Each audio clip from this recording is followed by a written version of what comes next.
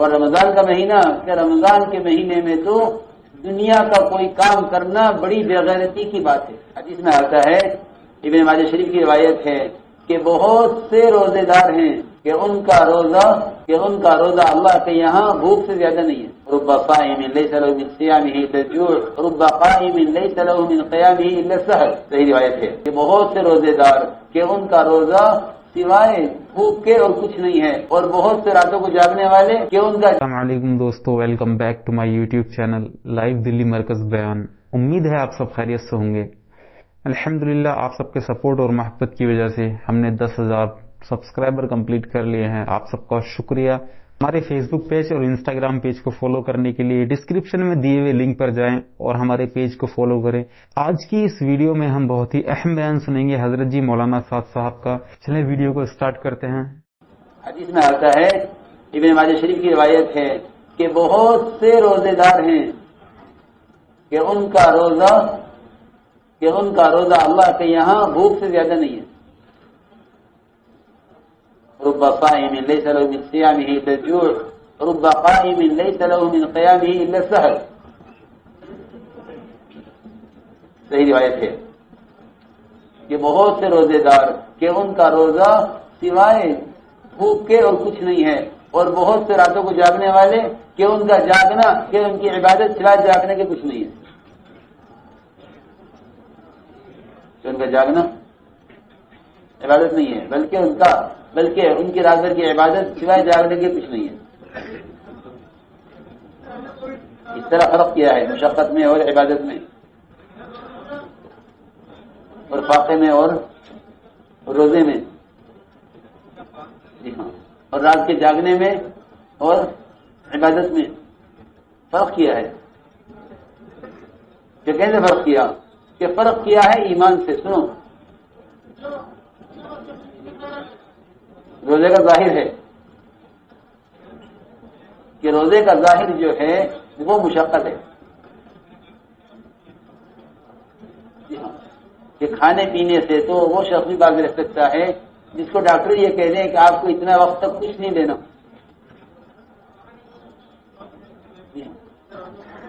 اس کا روزہ نہیں ہے، یعنی روزہ عبادت ہے۔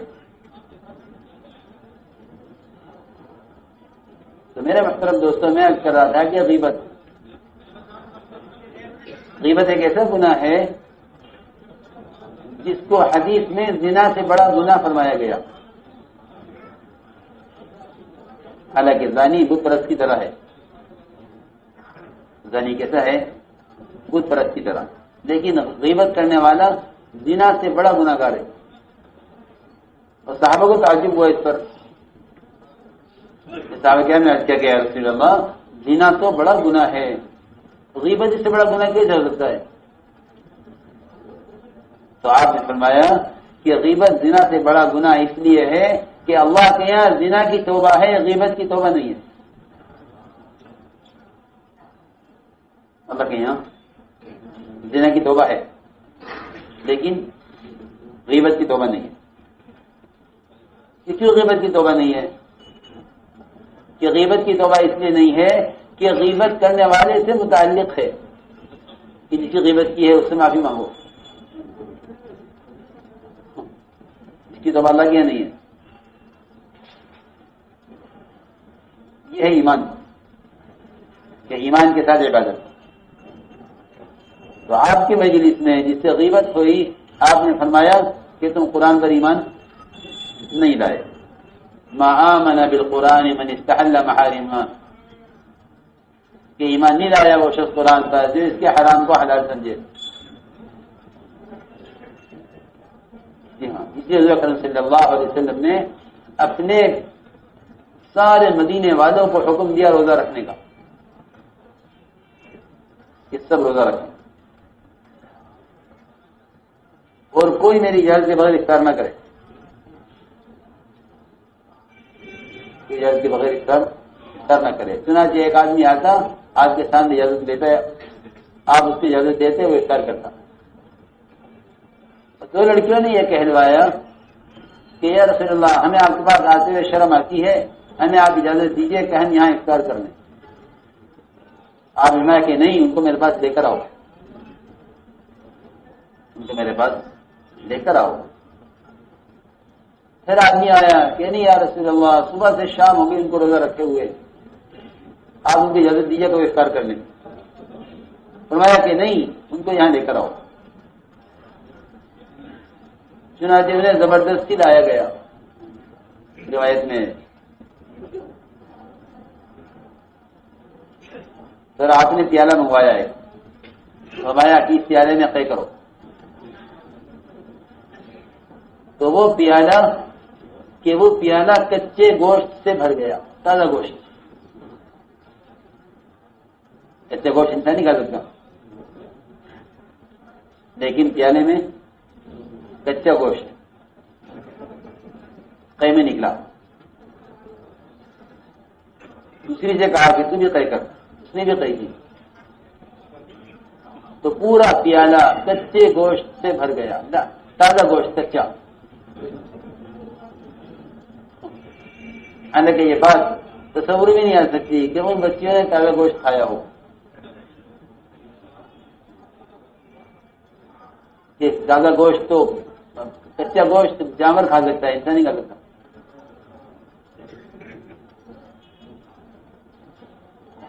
تو آپ نے فرمایا کہ اگر میں ان کو قے نہ کراتا تو یہ ان کو جہنم میں لے جاتا، یہ دونوں جہنم میں جاتے ہیں اگر میں ان کے پیٹ سے گوشت نہیں نکلواتا قے کے ذریعے۔ یہ بتایا ایمان، کہ ایمان کا مطلب یہ ہے کہ جو مثالیں گناہ کے لیے، جو مثالیں نیکیوں کے لیے، جو مثالیں اعمال خیر کے لیے دی گئی ہیں، وہ ساری مثالیں یقینی ہیں، خیالی نہیں ہیں۔ تو یہ خیالی مثال نہیں ہے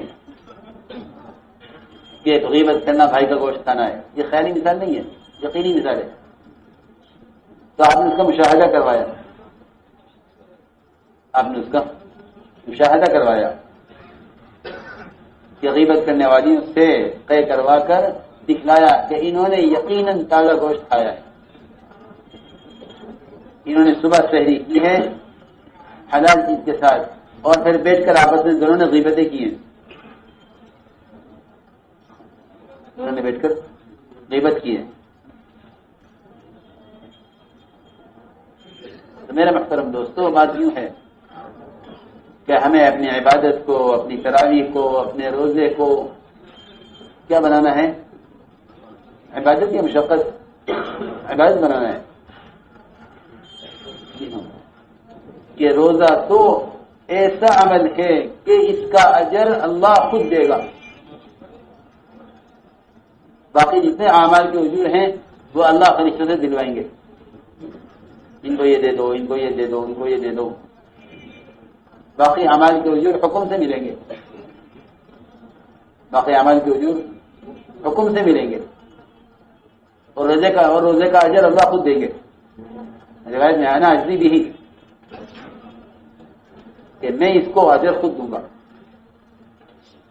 میں نے کہا نہیں، اجری بھی ہی نہیں ہے، عزا بھی ہی ہے، عزا بھی ہی، کہ سارے اعمال کا تو میں بندے کو اجر دوں گا، اور روزے کا کہ میں خود اس کا ہو جاؤں گا۔ جی ہاں، نماز کے بدلے میں تو کیا ملے گا؟ اجر ملے گا۔ جی ہاں، اور روزے کے بدلے میں، کہ روزے کے بدلے میں اللہ خود ملیں گے۔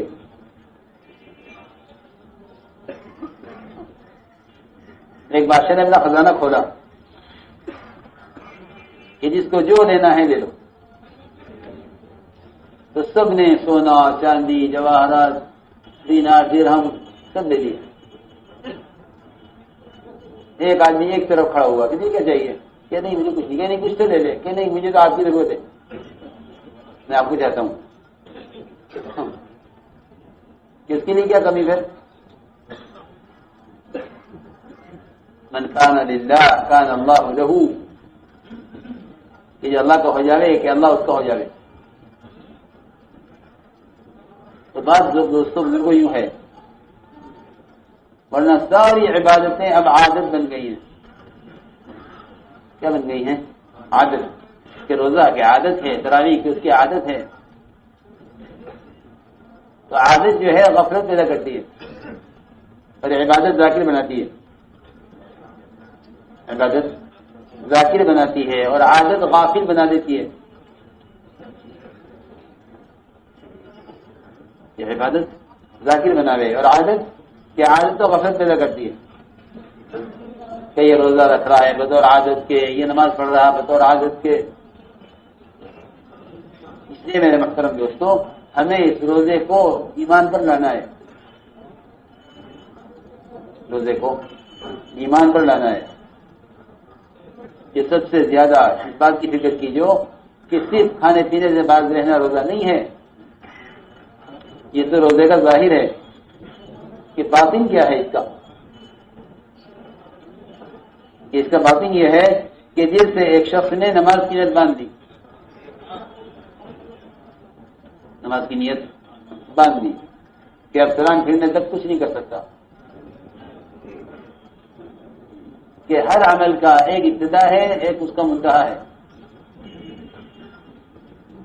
کہ جس طرح نماز کی ابتدا اور اس کا منتہا ہے، کہ اس طرح روزے کی ابتدا اور اس کا منتہا ہے. روزے کی ایک ابتدا ہے، اس کا منتہا ہے. کہ اپنے عمل کو سنوارو شروع سے آخر تک، اتم الصیام الی اللیل، کہ اپنے روزے کو پورا کرو. پورا کرنے کا مطلب ہے کہ کھانے پینے سے باز رہنا یہ روزے کا ظاہر ہے. کہ روزے کا باطن سوچو کیا ہے. تو لوگ روزے کے ساتھ غیبت بھی کر لیں، حالانکہ غیبت کرنا کہ یقینی بات ہے کہ یہ اپنے بھائی کا گوشت کھانا ہے. پوچھو گا مفتی صاحب سے کہ میں ایک بوٹی کھا سکتا ہوں گوشت کی کہ نہیں کھا سکتے، روزہ ٹوٹ جائے گا. کہ آدھی بوٹی کیا روزہ ٹوٹ جائے گا. ہاں، لیکن مجھے حیرت ہے کہ لوگ غیبت کر لیتے ہیں. دنیا میں شاید